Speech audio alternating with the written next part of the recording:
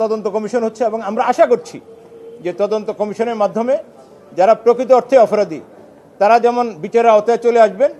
এখানেও যদি এই 850 জন আসামির মধ্যে যদি কেউ ঘটনার সাথে তদন্ত কমিশনে যাদের নাম চলে আসে, দে উইল ফেস ট্রায়াল, তারাও বিচার করবে। আমরা কাউকে মনে করছি না তদন্ত কমিশনের রিপোর্টের আগে কোনো অযাচিত মন্তব্যের মাধ্যমে তদন্ত কমিশনকে প্রভাবিত করা অথবা যে বিচার প্রক্রিয়া এখন চলছে এই বিচার প্রক্রিয়া অযাচিত হস্তক্ষেপ তারা করবেন না।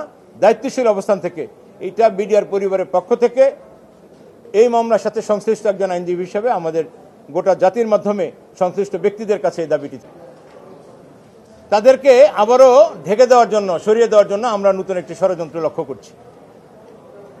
বিডিআর পরিবারের পক্ষ থেকে আমাদের স্পষ্ট অবস্থান হচ্ছে এই, আগে যেমনটা করেছিল যে এই বিডিআরের মধ্যে একটা অংশকে বলা হচ্ছে বিডিআর আর একটা অংশে বলা হচ্ছে সেনা সদস্য। আমরা এই বিষয়টা পরিষ্কারভাবে বলছি, যিনি বিডিআরে অ্যাপয়েন্টমেন্ট পেয়েছেন তিনি বিডিআর সদস্য। যেদিন এই হত্যাযজ্ঞ ঘটেছে, যে অফিসাররা, সেনা অফিসার সহ যে 74 জন নৃশংসভাবে খুন হয়েছেন, যারা সেনা অফিসার ছিলেন এদের সকলেরই বিডিআরের পোশাক পরিধান ছিল, এরা বিডিআর পার্সোনাল ছিলেন। সো আমরা প্রথমে যে কথাটি বলতে চাই সেটা হলো দ্বিধা বিভক্তির কোনো সুযোগ নেই।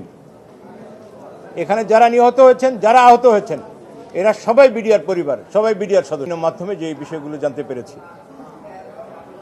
2009 সালে এই ঘটনায় যেভাবে ষড়যন্ত্রকারীরা, মূল কুশীলব যারা ছিলেন, যারা মূল ষড়যন্ত্রকারী ছিলেন, ঘটনা ঘটিয়েছেন এবং ঘটনা যারা ঘটিয়েছে, যাদেরকে দিয়ে ঘটিয়েছেন, ঘটনার পরপরই তাদেরকে বের হয়ে যাওয়ার নিরাপদ প্রস্থানের এক্সিট রুট করে দিয়েছিলেন।